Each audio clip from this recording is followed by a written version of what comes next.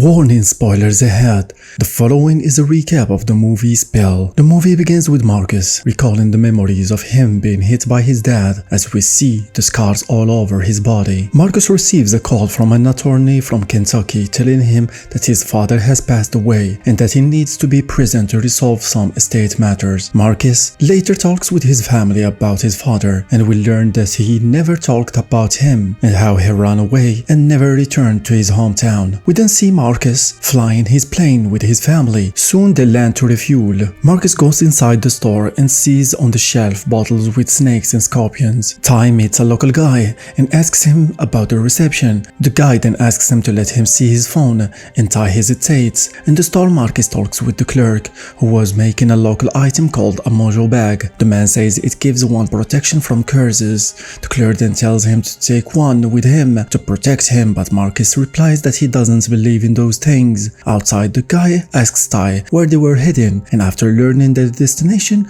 he immediately gave the boy his phone back and left. When the family was about to leave, the sheriff arrived. The man gets mad at the kids who were making fun of him, and after showing him that all was in order, the man lets them go. Soon they were flying over the mountains. Night came and with it a storm. Marcus was arguing with his wife when they were struck by the lightning twice. The plane goes out of control.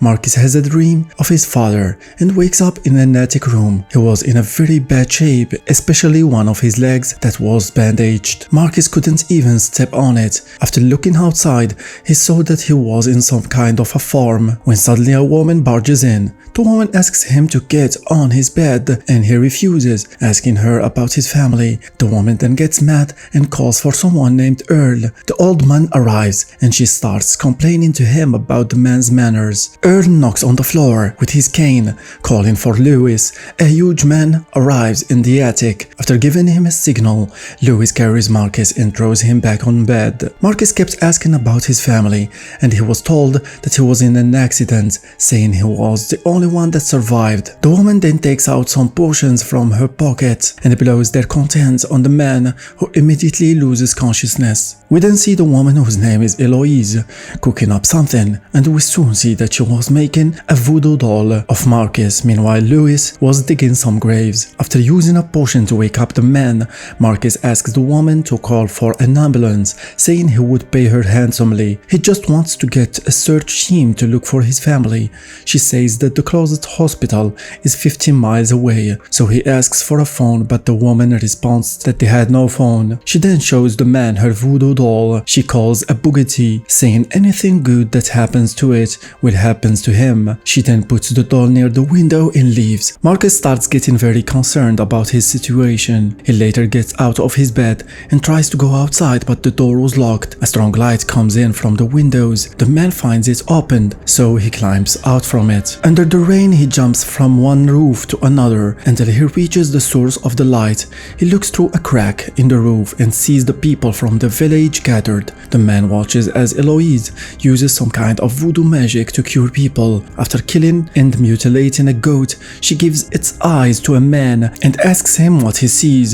The man stares at the roof and says him. The woman looks up and sees nothing. She immediately walks outside and goes to check on Marcus. The man races back to his room. He gets back in the bed right when she comes in. The woman stares at the open window. She asks if he went outside and notices he was drenched, but the man says that he did not and that he just opened the windows for air. She then tells him that they were having a healing session using the Bugatti dolls. The man then tells her that all that was only in their mind and how that kind of magic doesn't exist. The woman is offended, saying that he thinks that he is better than them. Marcus has another dream about his dad and wakes up to the sound of a ringtone. He finds a plate of food and starts digging in. Eloise comes in and he apologizes to her. He then asks for more food. The woman goes down to get some for him. He quickly gets to the bell and removes the clapper from it. After she bought him the food, Marcus asks about the sound he heard before, asking if it was his phone. The woman says that there was no such thing in the house, so he decides not to push her further. The woman brings out some bones and starts reading his future, saying that he will soon see his family in the blood moon that will happen in a few days. She then tells him to try reading the bones, saying that he needs to remember his true self and that he was one of them. Then she leaves the bones with him and walks out, looking locking the door behind her. When alone, the man takes the bone and puts them back together. He sees that they formed a hand and notices the crooked finger, same as his son after his basketball accident.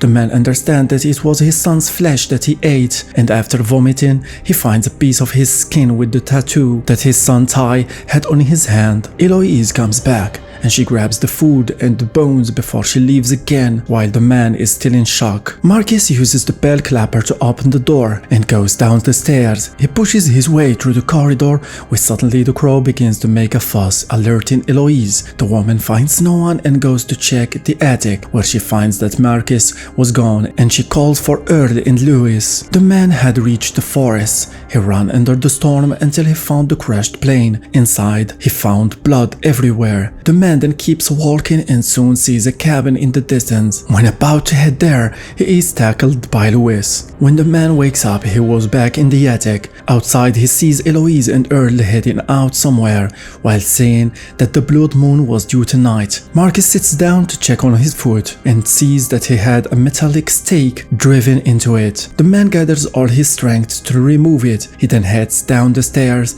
and looks for his family before he sees 3 graves outside. He starts digging them up, only to find some animal corpses. After searching the barn, the man finds a trapdoor and he goes down searching for his family. There he finds human bodies with missing organs that he finds were grafted onto the Bugatti dolls, and he comes across a photo where he sees Eloise in the villagers that was taken in the year 1860. On a big book he finds mention of the blood moon and a sentence that reads transference of life spell. Then he reads about a spell that recapitulates all the things that was done to him until now. He understood that they were putting a spell on him. The man then grabs the potions from the shelf and makes a Bugatti doll that he hides before heading back inside the house. Once inside, he hears the ringtone of a phone. The man looks around and finds it. Ty's phone was the only one to have a charge. The man hears Eloise and the others were back as she screams, telling Marcus that she will come up to change his bandage. The man immediately runs back to his room, where he grabs the stake and jams it back into his feet. Eloise barges into the room